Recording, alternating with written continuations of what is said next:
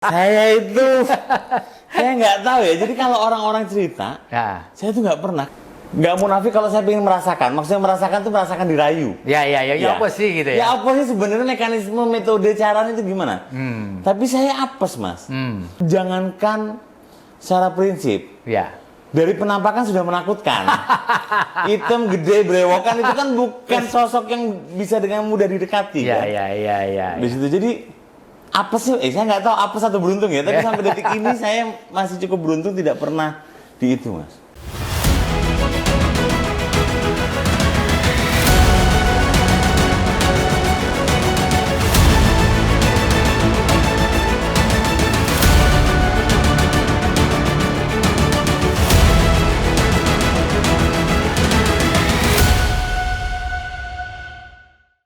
Assalamualaikum warahmatullahi wabarakatuh. Salam damai sejahtera buat kita semua.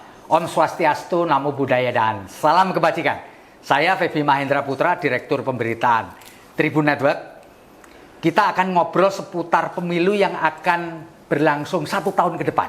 Ya, tepatnya tanggal 14 Februari 2024 kita akan menyelenggarakan pemilu serentak meliputi pemilu anggota legislatif, pemilu presiden, dan kemudian anggota DPR, dan pada tahun yang sama akan ada pilkada serentak. Dan dalam kesempatan ini saya ingin ngobrol bersama anggota Badan Pengawas Pemilu Provinsi Jawa Timur.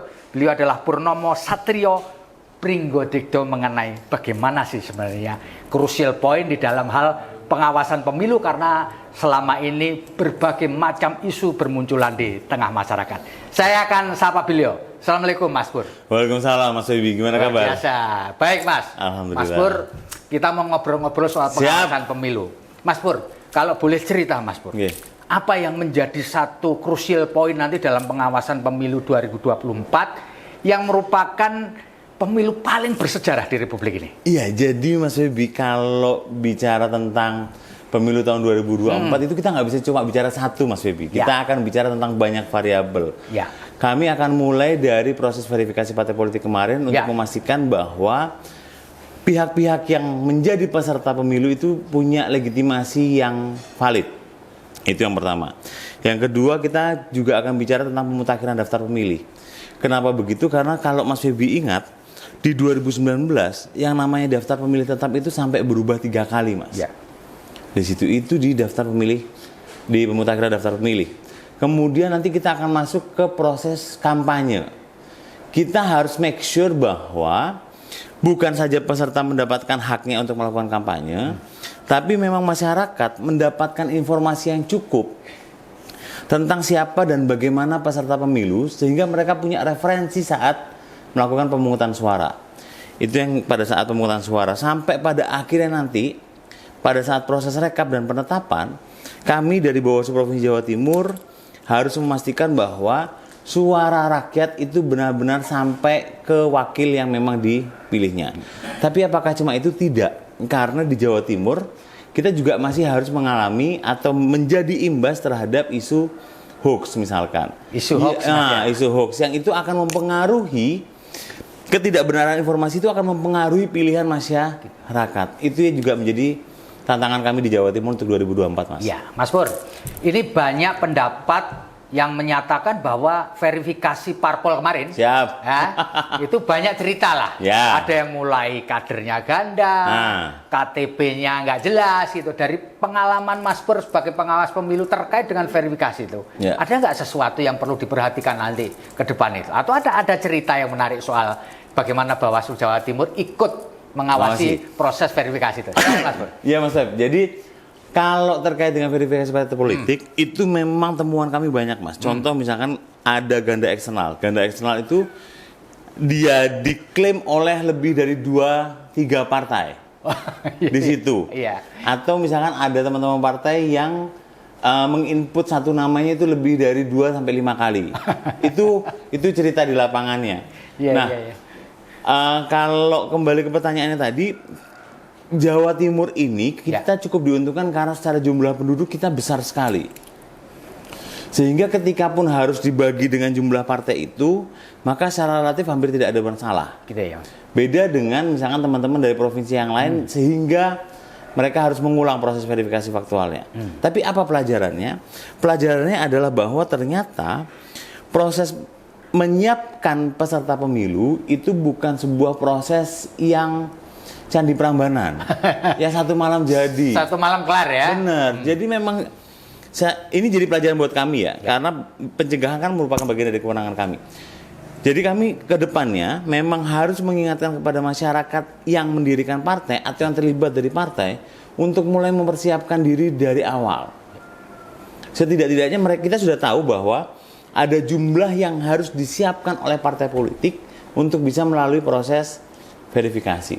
Nah, itu menjadi pelajaran yang cukup signifikan sehingga harapannya di pemilu 2029 ataupun pemilu 2034 nanti proses ini tidak lagi tersendat-sendat seperti sekarang. Gitu sih Mas Febi. Ya, soal tadi juga disebutkan oleh Mas Pur bahwa ada macam-macam cerita ketika kita mulai melakukan verifikasi. Kalau ada pendapat yang mengatakan kalau mau diverifikasi secara benar gitu, tidak banyak partai yang bisa lolos. Kalau menurut pengalaman Mas Pur sendiri gimana sebagai anggota Bawaslu? Kalau berdasarkan pengalaman kami di proses pengawasan verifikasi partai politik kemarin, memang bukannya tidak menantang ya. Ya. Itu cukup menantang, tapi lebih dari sisi geografis. Oh, geografis ya. Yang naik turun gunung, jadi kayak lagunya Ninja Hattori itu kan, lewati lembah, itu. Jadi kalau saya mungkin karena Jawa Timur, sebagaimana saya katakan tadi Mas Febi, secara jumlah penduduk kita itu sangat amat besar, sehingga untuk memenuhi kuota yang dipersyaratkan oleh undang-undang bisa jadi memang tidak cukup berat. Itu yang pertama. Yang kedua, yang mungkin juga harus dipahami sama kita bersama adalah ternyata proses Verfak itu tidak melakukan verifikasi terhadap keseluruhan anggota. Ya. Dia cukup, kalau bahasanya adalah uji petik atau sampling atas seluruh anggota yang didaftarkan oleh partai politik tersebut. Di situ. Tapi apakah di lapangan ada yang macam-macam Mas? Jadi di lapangan, loh, saya pikir ngasih bansos. Jadi ketika kami melakukan verifikasi faktual misalkan, kemudian mereka, oh saya pikir ngasih bansos, atau kemarin ada kejadian apa gitu ya. Tapi bahwa ada yang tidak mengakui sebagai anggota partai itu ada. Tapi ada jauh lebih banyak yang dia mengakui sebagai anggota partai. Anggota partai ya, dan punya kartu anggota ya. Punya kartu anggota, dan mekanismenya sangat mudah sekarang Mas. Kalau dulu saya ingat ketika saya di provinsi yang lain, orang itu memang harus ketika didatangi dia mengaku. Kalau sekarang enggak Mas. Didatangi, nggak ketemu, dikumpulkan nggak datang juga, bisa lewat video call. Ya. Di situ. Bahkan yang terakhir itu bukan cuma video call Mas, rekaman video. Oh, rekaman video ya. Di situ. Tapi di situ kami sebagai pengawas pemilu harus memastikan bahwa yang bersangkutan itu adalah orang yang memegang KTP dan KTA dari yang bersangkutan sendiri. Kita kan beranggapan, oh ya bisa jadi fotonya ditutup begini atau gitu kan. Jadi kalau dilihat dari proses pengawasannya itu menarik. Jadi kayak kita nonton sinetron. Agak atas Mas KTP-nya, coba dimajukan. Nah, untuk memastikan bahwa KTP dan KTA memang milik yang bersangkutan. Mas Pur, ada satu juga crucial point ketika terutama dalam pemilihan presiden itu adalah, atau anggota legislatif, itu adalah isu bagaimana mengawal suara. Itu. Iya kan? Mengawal suara, Mas. Ya. Dan ini betul harapannya adalah pada Bawaslu sebagai pengawas. Pasti. Dan muncul juga anggapan yang barangkali nanti Mas Pur bisa menjelaskan supaya tidak terjadi kesalahpahaman bahwa jumlah suara itu bisa diatur-atur gitu ya. Jadi misalkan Mas Pur dapat A, saya dapat B. Bisa saja suaranya Mas Pur pindah ke saya. Atau tambah B, pindah ke dengan gitu ya. Menurut pengalaman dan pengetahuan Mas Pur, apakah itu mungkin sih Mas dilakukan hal-hal seperti itu? Jadi karena saya sudah ikut pemilu sebelum tahun 99 ya. Kalau zaman dulu itu masih sangat amat mungkin Mas. Mengapa sangat mungkin zaman dulu itu? Zaman dulu karena misalkan kita proses rekapnya itu berjenjangnya panjang banget. Dari TPS ke desa kelurahan, baru ke kecamatan, kabupaten kota, provinsi sampai nasional. Jadi secara jenjang mereka panjang. Panjang ya. Di situ tuh letak bisa bolong-bolongnya. Bolong-bolongnya. Kan Power tends to corrupt, absolute power corrupt absolutely. Jadi setiap ada kewenangan di situ potensi korupnya ada, potensi penyalahgunaan wewenangnya ada. Itu yang pertama. Yang kedua, kita harus mau mengakui bahwa secara sumber daya manusia kita sangat amat terbatas. Contoh misalkan, kami di jajaran pengawas pemilu hanya punya 1 orang untuk mengawasi di TPS dari awal proses logistik sampai nanti proses rekap yang itu bisa 3 kali 24 jam lebih. Di situ. Mabuk ya berarti ya. Yang bahasa saya kayak kalau mau ke belakang pun kan berarti ada yang kosong di situ untuk jajaran kami pengawas. Dari sisi teman-teman saksi misalkan, kita harus mengakui bahwa tidak semua partai mengirimkan saksinya untuk melakukan semuanya. Karena mungkin karena kemampuan dana juga ya, Pak? Benar, di situ memang ada keterbatasan di situ kalau dulu, Mas. Tapi kalau sekarang misalkan karena kita sudah beberapa kali melalui proses proporsional terbuka dan teman-teman partai termasuk kami belajar banyak dari proses itu, ditambah dengan akses keterbukaan yang relatif lebih luas jika dibandingkan dengan dulu, Mas.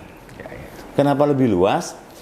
Sekarang dokumen-dokumen itu bisa langsung diakses oleh saksi dan pengawas. Lewat bantuan teknologi ya? Lewat bantuan teknologi. Ya. Itu akan jadi instrumen yang cukup membantu bagi kami pengawas untuk ketika dia naik ke rekap berikutnya, kita tinggal ngecek nih. 1 tambah 1 kan memang harus 2. Gitu kan? 3 tambah 4 ya harus 7. Di situ. Nggak boleh yang lain. Itu yang pertama. Yang kedua, selain bantuan teknologi, di beberapa pemilu kemarin, rekapnya juga sudah mulai dipotong nih. Di situ. Kalau kita semua ingat, dulu di tahun 2015-an, sempat ada isu untuk memotong rekap di tingkat kecamatan. Jadi dari TPS dia langsung ke kabupaten kota. Di situ. Tapi kan nggak dieksekusi. Tapi setidaknya sekarang tidak ada lagi rekap di tingkat desa kelurahan. Nah itu cukup membantu. Sehingga jaminan suara di TPS bisa langsung terpantau di kecamatan untuk naik kemudian sampai ke tingkat pusat. Gitu, jadi sebelangnya mungkin, tapi peluangnya sangat tipis ya Pak ya? Sulit banget, sulit banget. Nah itu kenapa saya juga minta tolong ke teman-teman Tribun melalui kesempatan kali ini. Ini waktunya untuk mempersenjatai kita, saya sebagai pengawas masyarakat dan termasuk saksi-saksi partai politik agar ready. Karena suara itu kan amanah dari rakyat, Mas. Dan amanah itu ke person. Sampai saat sekarang kita masih pakai proporsional terbuka. Arahnya ke person. Jadi sama-sama harus memastikan bahwa suara itu ada di orang yang tepat, gitu sih, Mas. Oke, tadi juga disinggung mengenai hoax, Mas. Itu dia. Nah, menurut Mas Pur, gimana sih kalau menghilangin sama sekali nggak? Nggak mungkin. Nggak mungkin. Dampaknya juga nggak minimal memperkecil ya. Apa yang bisa kita lakukan atau Bawaslu lakukan untuk melawan hoax itu, terutama hoax itu kan macam-macam, hoax terhadap individu, hoax terhadap penyelenggara pemilu dan sebagainya. Gimana, Mas Pur? Jadi kalau terkait dengan hoax itu memang kami sudah belajar banyak sehingga bahkan sejak pilkada tahun 2020 khususnya kami di Bawaslu Jawa Timur itu sudah punya engagement yang cukup dekat dengan teman-teman platform. Di situ. Di sisi yang lain teman-teman platform juga sudah mulai mengenhance dirinya, meningkatkan kapasitas mesinnya supaya begitu ada laporan masuk terkonfirmasi bisa langsung di take down oleh mereka di situ. Kalau kami sekarang levelnya mengantisipasi impact, Mas. Jadi sudah bukan hoaxnya lagi tapi ketika dampaknya. Karena di negara lain itu butuh waktu kurang lebih sekitar seminggu untuk menghentikan proses penyebaran informasi itu. Nah seminggu ini itu kan dia bisa mempengaruhi beberapa orang di situ. Itu sehingga bayangan kami terkait dengan hoax itu tidak hanya butuh kolaborasi kami dengan teman-teman dari platform, butuh kolaborasi juga kami dengan penyelenggara pemilu yang lain, KPU dalam hal ini dan peserta pemilu.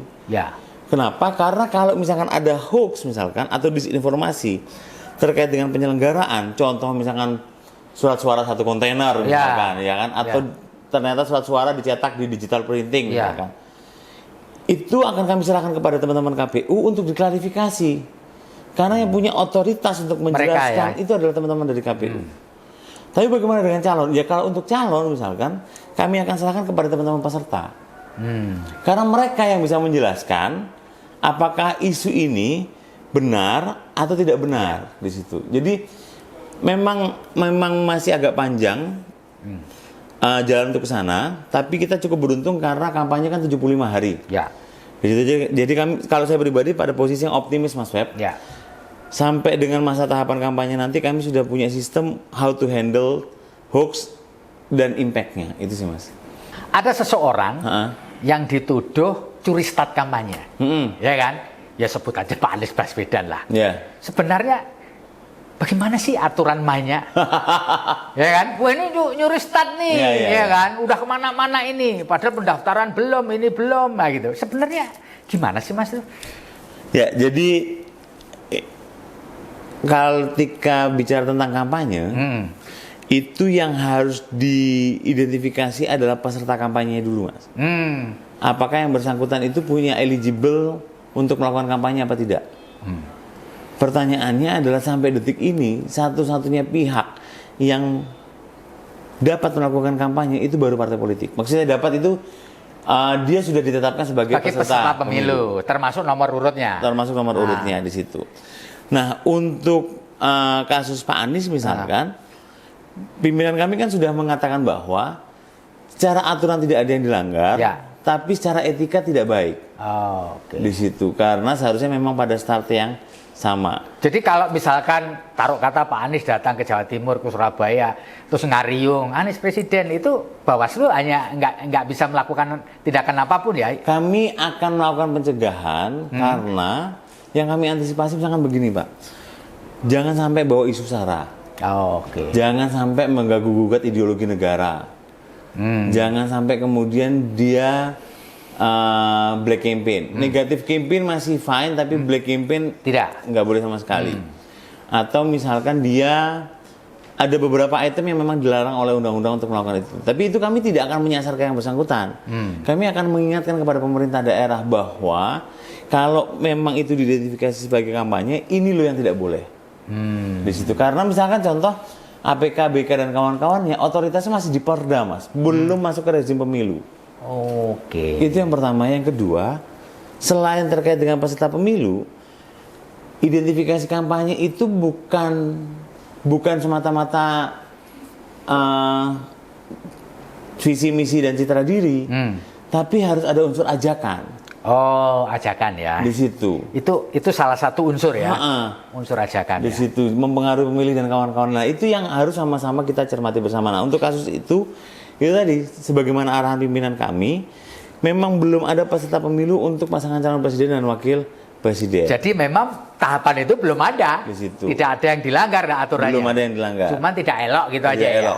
Gitu ya. Yang menarik kalau belajar dari kasus, saya ketika sempat ke negara sebelah, misalkan Amerika Serikat misalkan, kampanye itu bahkan pada saat pemungutan suara, Mas. Kalau di Indonesia kan masih ada masa tenang nih. Betul. Kalau di sana enggak. Sepanjang mereka 500 kaki dari TPS. Di situ.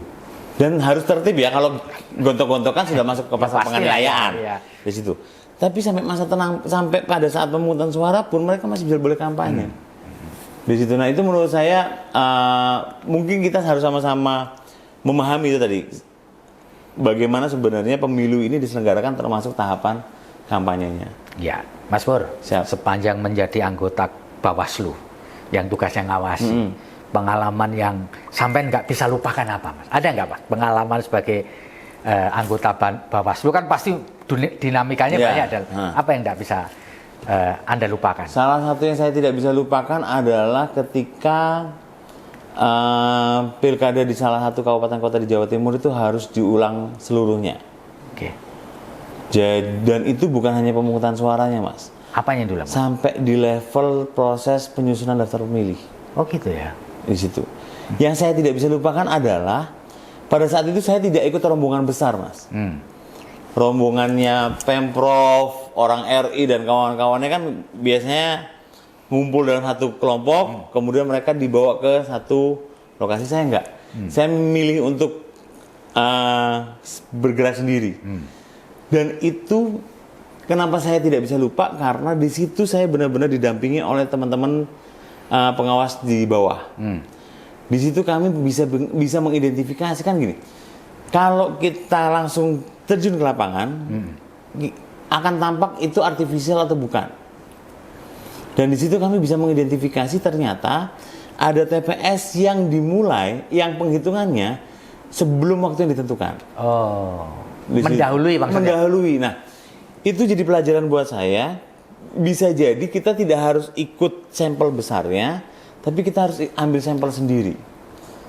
Bahkan waktu itu jajaran saya, Mas, hampir nggak bisa pulang. Karena yang jemput mogok, ngambek.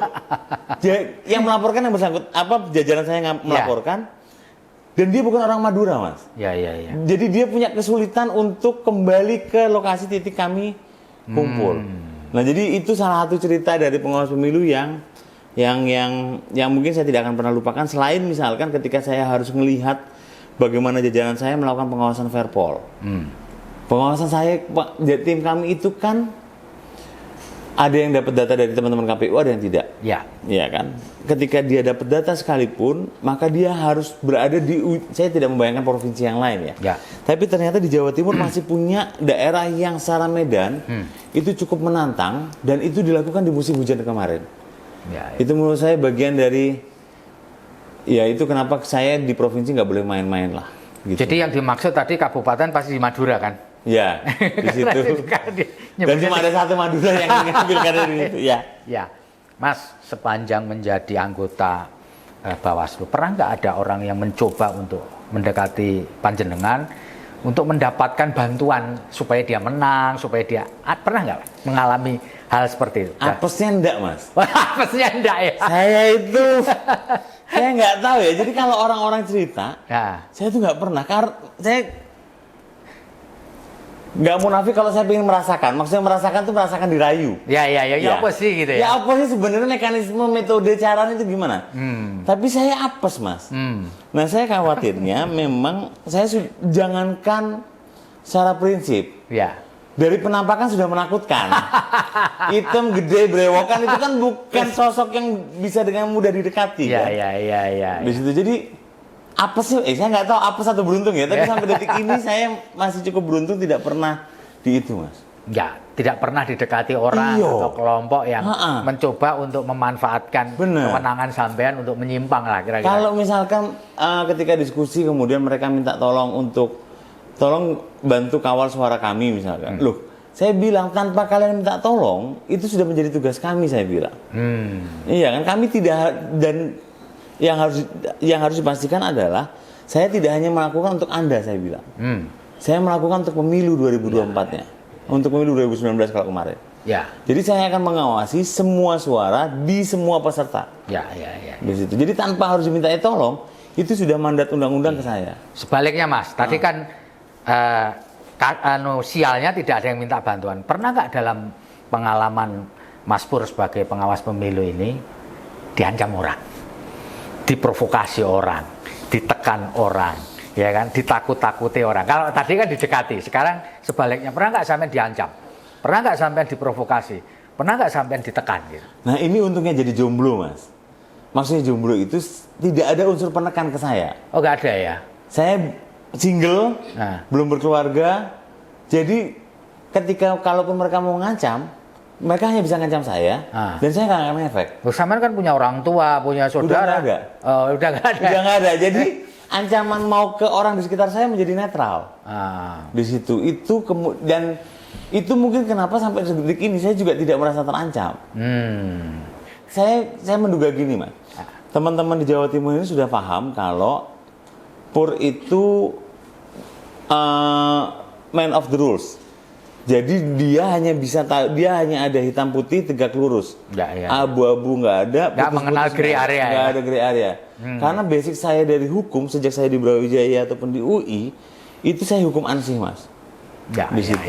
Jadi mereka, dan alhamdulillah banyak yang percaya, ya sudah kalau misalkan rekap di tingkat provinsi. Saya termasuk orang yang tidak boleh meninggalkan ruangan rekap provinsi, Mas. Gitu ya. Karena saya yang kemudian mengidentifikasi berdasarkan pengetahuan hukum saya mana yang lebih sahih dianggap sebagai dokumen dan mana yang tidak. Ya. Mas Pur, sebagai pengawas pemilu ini, apa yang bisa Anda sampaikan kepada partai politik, ya bakal calon presiden, wakil presiden, termasuk bagaimana nanti lembaga Anda ini mengawasi daftar pemilih tetap atau memperbaharui lah dalam proses membantu memperbaharui atau mengupdate daftar pemilih tetap, Mas. Monggo silakan. Benar. Jadi kalau terkait dengan khususnya proses pemutakhiran daftar pemilih, saya minta tolong kepada masyarakat Indonesia, khususnya Jawa Timur misalkan, pastikan nama Anda ada di dalam daftar pemilih. Ya, apa caranya untuk memastikan itu? Bisa dicek di aplikasi, Mas Andi. Oh, jadi ada aplikasi. Ada aplikasi. Cek apakah nama kita ada di DPT nongol atau enggak gitu. Iya. Kalau enggak nongol, daftarkan nama Anda. Datang ke teman-teman PPS bahwa saya belum terdaftar di daftar pemilih. Berdasarkan aplikasi yang saya tonton gitu ya. Itu kemudian misalkan pastikan Anda berada di tempat yang tepat. Maksudnya jangan sampai kemudian kita terdaftar di daerah yang lain. Oke. Karena ini akan mempengaruhi keterwakilan, Mas. Ya. Dapil kan? Di situ. Dan terkait dengan daftar pemilih, saya minta tolong kepada teman-teman partai politik, misalkan, ayo sama-sama kita kawal proses ini. Karena dari daftar pemilih itulah sumber suara yang nanti akan jenengan dapatkan pada saat proses pemungutan dan penghitungan suara. Gitu sih, Mas. Itu ya. Nah, Mas, terkait dengan tadi itu kepada partai politik DPT. Terus sekarang terkait dengan hiruk pikuk ini kan sudah hangat gitu ya. Hangat ya. Maksudnya 1 tahun, masih 1 tahun, tapi ya inilah tahun politik. Apa yang menjadi concern dan pesan dari Bawaslu untuk terutama warga Jatim, Mas? Ya, untuk warga Jawa Timur memang saya melalui kesempatan ini ingin mengajak, ayo sama-sama kita jaga integritas penyelenggaraan pemilu tahun 2024. Tolong awasi kami sebagai penyelenggara, termasuk teman-teman di KPU, karena bagaimanapun juga proses penyelenggaraan pemilu tahun 2024 bukan hanya ada di tangan kami, ada di tangan Anda sebagai pemilih kedaulatan rakyat di Jawa Timur. Itu ya. Baik, Tribuners, luar biasa. Meskipun kita ngobrol tidak panjang dengan Mas Purnomo Satrio Pringgotikdo, luar biasa nih namanya, tapi kita sudah mendapatkan gambaran apa yang mesti kita lakukan supaya pemilu serentak tahun 2024 itu berlangsung menggembirakan, berlangsung nyaman, ya, dan hasilnya bisa menghasilkan wakil rakyat, presiden yang amanah, itu ya, Mas. Ya. Terima kasih, saya Febi Mahendra Putra pamit undur diri. Terima kasih pada Mas Pur. Semoga nanti perjalanan tugasnya sukses. Amin. Salam sehat buat kita semua. Assalamualaikum warahmatullahi wabarakatuh. Om Santi Santi Om. Namo Buddhaya. Shalom. Salam kebajikan dan jangan lupa tetap bahagia.